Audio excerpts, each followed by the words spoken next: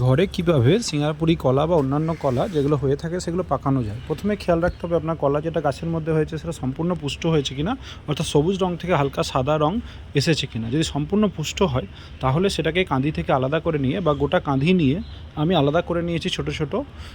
তারপরে সেগুলোকে রোদে একবেলা রেখে দেবেন। একবেলা রেখে দেওয়ার পর তাকে পেপারে ভালো করে মুড়ে নেবেন। মুড়ে নেওয়ার পর যদি সম্ভব হয় এটা প্লাস্টিকের মধ্যে ভরে নেবেন, না হলে চটের কোনো বস্তার মধ্যে ভরে 3 দিন কোথাও কোনো কার্টুনের ভেতর বা কিছুর ভেতর 3 দিন ভরে রেখে দেবেন।